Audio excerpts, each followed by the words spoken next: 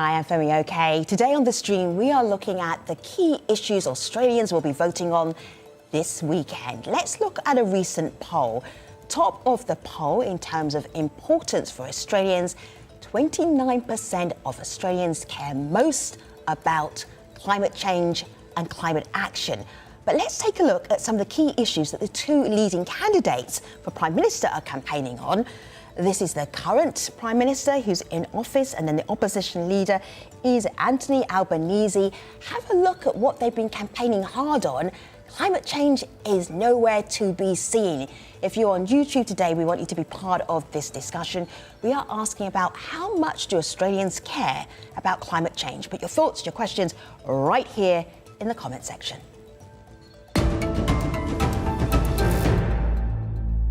Australia needs to reduce its emissions by between 70 to 80% by the year 2030 to align with a 1.5 degree target and be on track to achieve net zero by the year 2050. Unfortunately, Australia's current government has a target of 26% and the opposition party has a target of 43%, neither of which are particularly sufficient. They've got huge challenges to deal with. Australia has a fleet of very old coal plants. It has very low fuel efficiency standards for its vehicles. And it has a huge coal and gas mining industry, which creates emissions domestically, and it creates emissions when those fossil fuels are sent overseas. Let's meet our panel. Hello, Kishore, Intafar and Kate. Good to have you on board with our show today. Kishore, please introduce yourself to our viewers around the world. Hi, everyone. My name's Kishore Napier-Raman, and I'm a political reporter for Crikey, which is Australia's best-loved independent online news website. Obviously. Intafar, welcome to the stream. Tell everybody who you are, what you do. Hi, I'm Intafar Chowdhury. I am a youth researcher and also an associate lecturer at the Australian National University, Australia's best university. Oh, bit of a flow going on here. Thank you so much, Intafar. Kate, hello. Welcome to the stream. Good morning. I'm Kate Crowley. I'm an associate professor at the University of Tasmania, which is an island state and a very green place to live. So good to have all of you. I want to go back, guess, to those two lead Prime Minister candidates, having a look at what their mandates are, what they are saying that they're campaigning on. Can you very quickly get our international audience up to speed, Kishore, for what the current Prime Minister, what he's like, what he stands for, and then what his challenger, the opposition leader, also stands for? What is the choice? What are the options that Australians will have this weekend? Well, Scott Morrison became Prime Minister in 2018 through a kind of palace coup. And then in 2019, he won this very unexpected, unlosable election. Now, he represents the sort of centre-right ruling Liberal and National Party coalition. And despite being a Prime Minister through the COVID years, through a pandemic, which Australia has, compared to much of the rest of the world, weathered things pretty well, he's actually really going to struggle to be re-elected on Saturday. He's trailing in all the major polls. And part of that is because his personal approach has really lost favour among many voters. People thought that he was slow to act on crises like the bushfires, slow to order enough vaccines, and people find his personal approach really kind of, that grinds him the wrong way. Yeah. He's up against Anthony Albanese, who leads the sort of centre-left Australian Labor Party. He's been in politics for a very long time, and he thinks through this kind of careful, measured, non-threatening approach, through focusing on problems with Morrison's character, he's done enough to win a mandate and win government on Saturday night. Oh, okay, bold prediction. Intafar, go ahead. I'm not making a prediction. I'm not surprised by the key issues that the two major parties are focusing on. I'm not at all surprised, because the Liberal Party, their forte has been economic management. They know that they're good economic managers, so that's the one. Those are the issues that they put to the fore. And then you've got the Labor Party on the other side that mostly focuses on, social issues like healthcare, childcare, gender equity. So, both the parties are trying to show their strengths to the people. In the last election, as Kishore rightfully said, the unlosable election for the Labourers, yet they lost. Yes. And many contend that they lost because they tried to creep to the Liberal Party forte, trying to talk about taxation, about money policies, which really made Australian people insecure. And the polls were wrong in the last election, so maybe we should look at any polls before Saturday. I want to bring in a voice here, Kate, that I would love you to build off. So this is James Blackwell, and we asked James a little bit earlier on, what is this election about? This is what James says, but I'm really curious, Kate, to see what you think the election is about. Here's James first of all. This election is focused on three key issues: climate change, cost of living, and integrity in governance. The current government, led by Scott Morrison, is hoping to seek re-election by focusing on their record on the economy, while avoiding any serious discussion around their missteps and underperformance regarding COVID-19 and disaster management. The Labor Party, led by Anthony Albanese, however, is looking to capitalise on this and the government's perceived lack of integrity, and hoping to return to office after 9 years in opposition. What I'm looking forward to seeing after the election is that whoever forms government, it has a long-term plan for Australia's future and plans strategically around our key issues. Also, as a First Nations person, I'm hoping for a government that more respectfully engages with First Nations and listens to us on the issues that affect us most. Yeah, that's very interesting. What James has picked on there is that the government is really concerned about macroeconomic policy, and the Labor Party is really focusing on the caring economy, whereas you have the minor parties and the teal independents focusing on environmental issues. And even though there's a big difference between the macroeconomic approach of the government and the caring economy approach of the opposition, there's so many issues that affect people at home: cost of living, cost of education, the problems with healthcare, and then this massive concern about climate change. And you really wonder how deaf the government has to be. And if you think about it, their ideological approach in Australia, the current government, is a small target for government. So government wants to keep out of people's lives, the Prime Minister is fond of saying, but he's not resonating, he's not cutting through, and that's why he's not reaching people on the issues that matter to them at the moment. So Kate mentioned a phrase there, Kishore, which is teal independence. And that's like two colours of politics merging together to make teal. Tell us more, Kishore.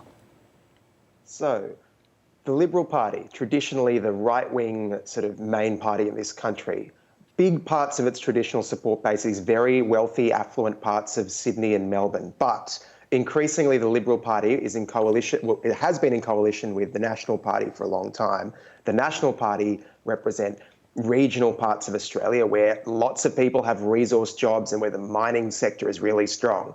People in the inner city who are wealthy kind of post-material types are really frustrated with this government's lack of action on climate change. They want the government to do more to cut emissions, but with the National Party's influence, the Liberals aren't going to do it. So you've had the rise of these independent candidates focused on really two issues: more action on climate change, better integrity in politics, and also stuff around gender, which, again, this party's current government's been very tinny about. So a combination of those factors has seen this kind of revolt in blue blood Liberal heartland, in the wealthiest parts of Sydney and Melbourne, these independent candidates who say they're independent, but they all run on the sort of same kind of platform, the same colour, teal-coloured T-shirts. Yeah. They're really challenging, and there's about, I think, 6 of them who are really pushing the Liberal Party hard, and it makes it very hard for that party to kind of thread the needle between satisfying the regions where coal is king and also keeping those people in those parts of the country satisfied. Yeah, it's been really kind of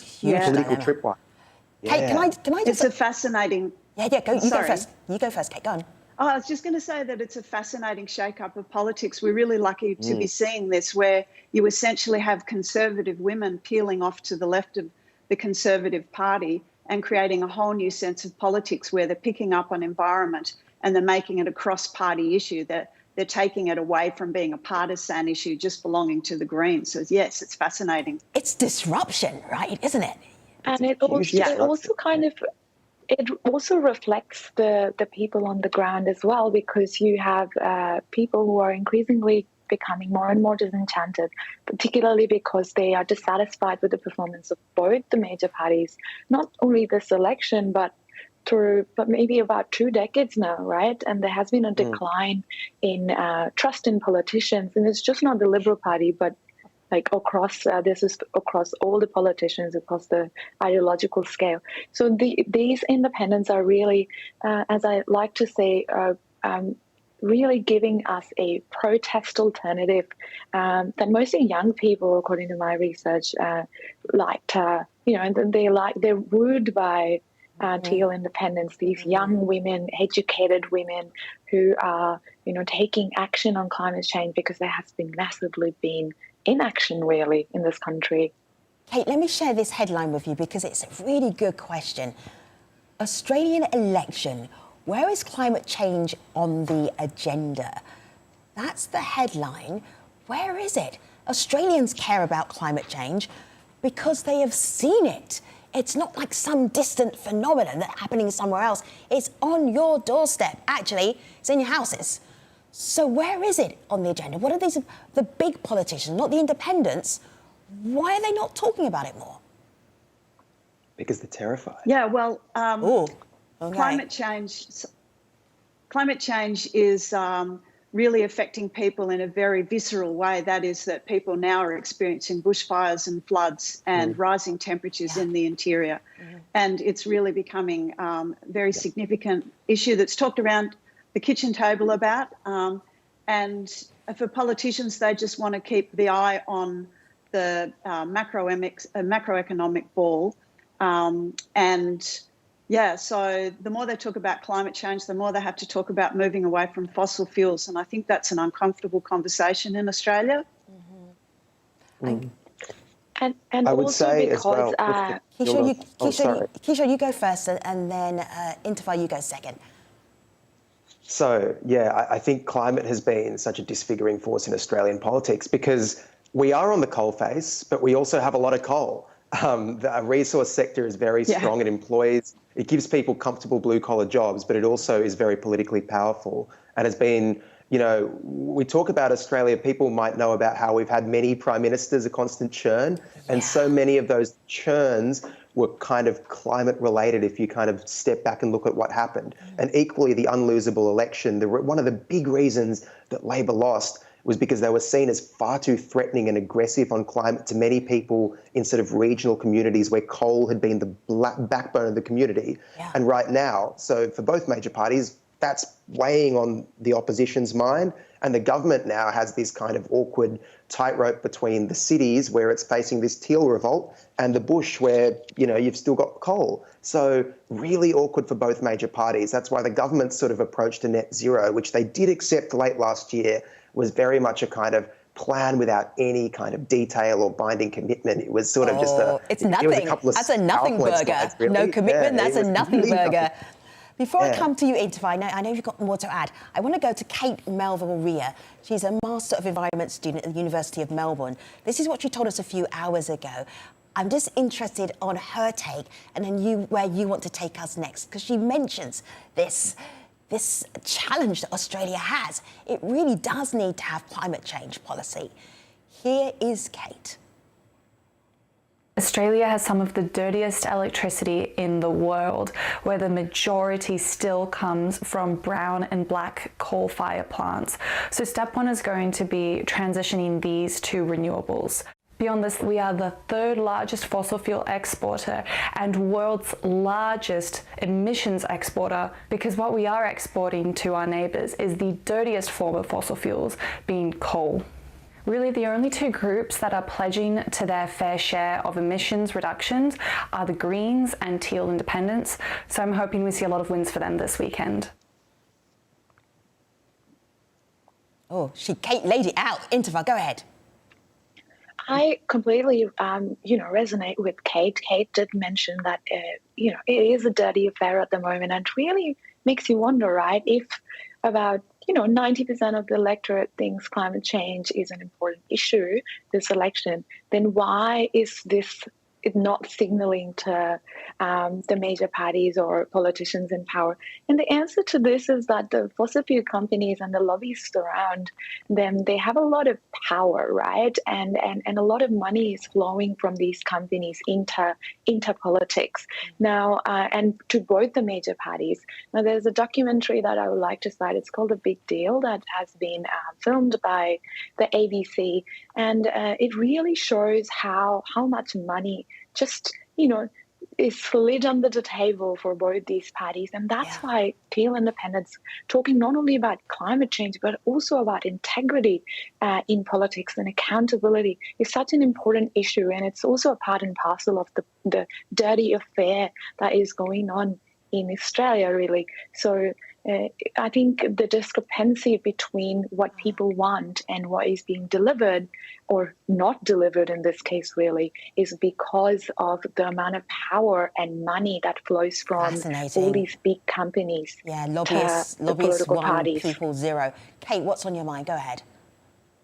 I'm thinking that both the teal independents and the Greens, what they want to do is they want to wind back that power, and partly by cutting political donations to political parties from the fossil fuel industry, but also the Greens want to ban coal and gas and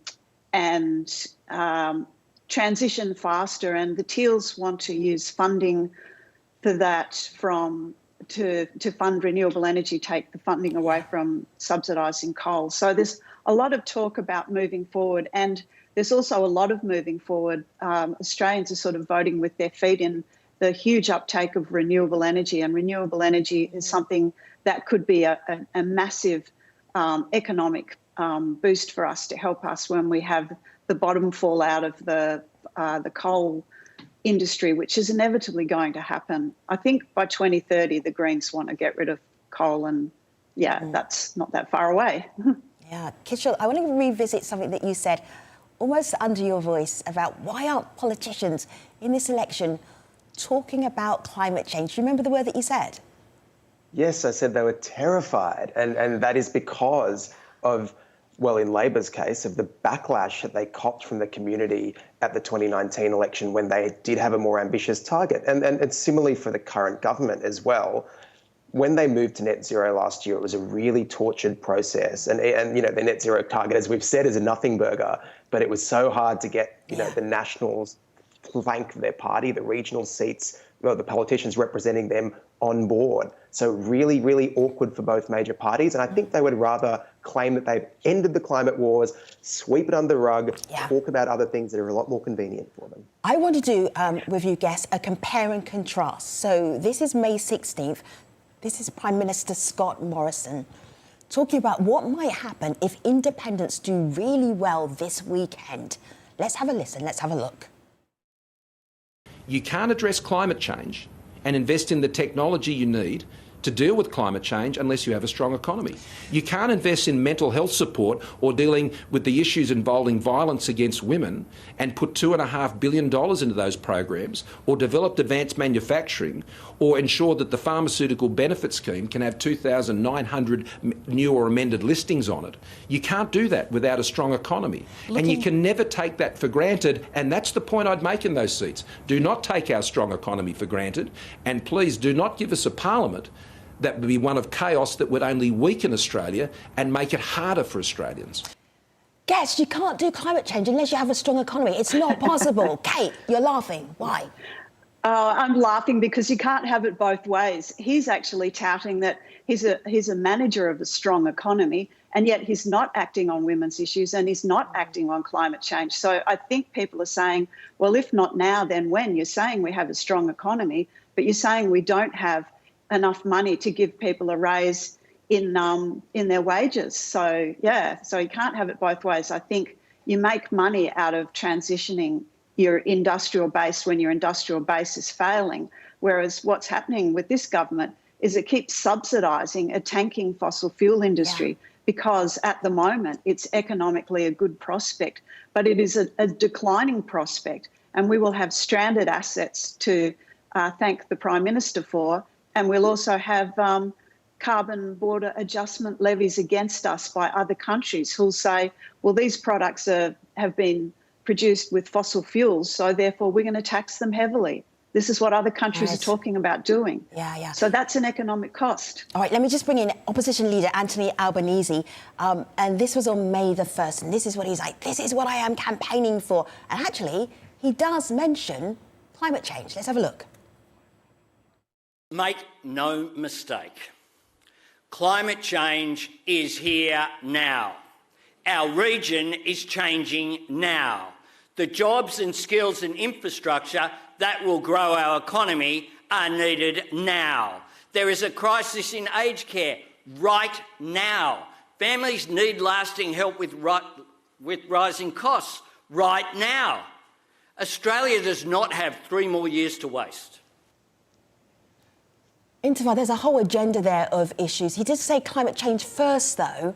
Is he still saying climate change first? Is that what's going to maybe get him to be Prime Minister of Australia? Well, maybe he started with climate change in that speech, but all throughout his campaign, definitely not. Like, I definitely didn't see enough weight put into climate change by both the major parties. And I feel like this word is being thrown around like a buzzword. It's like, okay, I'm just going to capture the voters who care about climate change. But, you know, Australian people are quite politically sophisticated. Yeah. And they understand that, okay, you know, climate change has been identified as an issue for such a long time, and suddenly in the dying days of the 46th Parliament, you are interested in it because you want to win the elections, right? Yeah. So it really, I think people are so frustrated by inaction, and going back to really let me just push on, because we only have a few minutes, and I promise that our audience online could talk to you as well. So do excuse me for interrupting you, but it's for our audience. Darren says the lack of climate action has been having an impact on our Pacific neighbours. Darren is Australian, as well as the environment here in Australia. Kate, do you want to just respond to this very quickly before I move on to the next YouTube comment? Absolutely. It's really soured relations. I mean, we have had a government that's actually laughed about the fact that you might have rising sea levels in the Pacific. So I think that a change of government would lead to an automatic improvement in those relations. Absolutely. All right. So Silver Eyes is watching right now. Thank you, Silver Eyes, for being part of the programme. Silver Eyes voted via postal votes. I choose anyone but the two parties. Let the hung parliament be decided by the best, parentheses, least of all evils, alternative people. Intifa, this is your expertise. Alternative people. What's going to happen? Really? Well, I'll tell you a little bit about my research. Over the past elections, there has been a decline. Well, both the major parties have been losing mostly young voters and also female voters. So young voters are looking into Greens and Teals at the moment. So there is a sentiment on the ground that, you know, both the major parties have failed us. So we should look for an alternative. And this is where really the Teal independents, not saying that they will be able to make it. And I want to plug in that we are a preferential voting system. We are a majoritarian system. So it is inherently difficult for these Teal independents to make it. But really, I feel like it allows, because voting is compulsory, it really allows for people to have an alternative and have their voices heard by voting for these Teals and Greens. I want to bring in an alternative voice, and this voice is the voice of Barry, who cares about climate change, but not in the way that we've been talking about. This is the voice that supports the idea of actually, let me get Barry to tell you what he thinks. Here he is. It isn't a climate change election in the sense that vote for the government's going to do the most initiatives to, you know, so-called reduce carbon. I think it's a climate change election in that I want to vote for the government that's going to do the least, because closing coal-fired power stations, for instance, is going to cost jobs. It's going to mean we'll have more blackouts, and the cost of living will go up. An alternative voice in our conversation about climate change policy and the upcoming election in Australia. Let me just go briefly here to my laptop to remind you how we started this conversation. How much do Australian voters care about climate change? In a sentence, in a word. Kishore, how much do they care? A little. Intifa, how much do they care?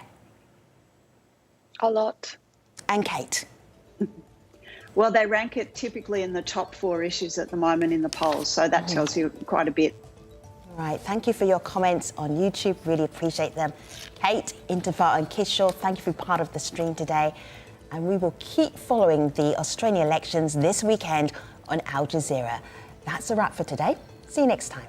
Take care.